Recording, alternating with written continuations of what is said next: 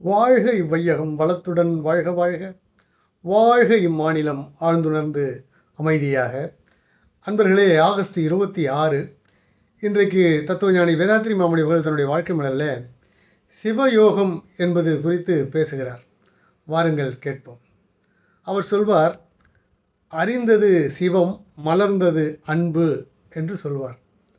அதாவது எப்பொழுது ஒரு மனிதனுக்கு பிறருடைய இன்ப துன்பத்தை கூர்ந்து உணர்ந்து கொள்கிற நுட்பமும், அப்படி அவனுக்கு துன்பம் நேர்கிறது என்றால் அது தன்னுடைய துன்பம் போல கருதி இறங்கி உதவுகிற மனப்பான்மையும் வந்துவிட்டதென்றால் அவன் அற உணர்வு என்று சொல்லக்கூடிய தெய்வீக உணர்வை பெற்றுவிட்டான்.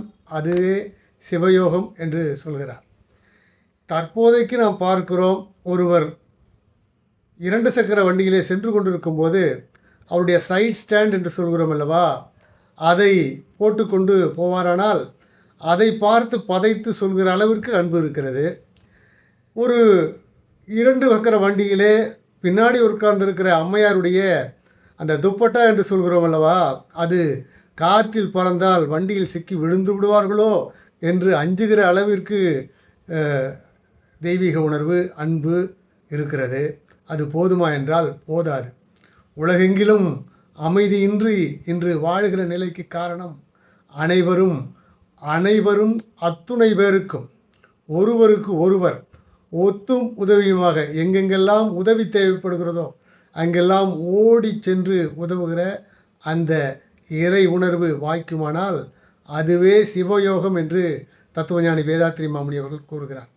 அவ்வாறு ஒவ்வொருவரும் சிவயோகம் பெற்றுவிட்டால் இந்த உலகம் தானாகவே அமைதி உறும் என்கிறார்.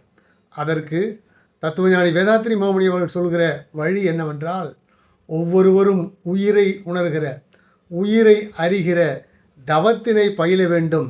அத்தோடு கூட அகத்தாய்வு என்று சொல்லப்படுகிற தற்சோதனையை பழக வேண்டும் என்று குறிப்பிடுகிறார் என்பதனை உங்களிடத்தில் எடுத்து சொல்லி இன்றைய சிந்தனை நிறைவு செய்கிறேன். வாழ்க வளமுடன். மகிழ்ச்சி.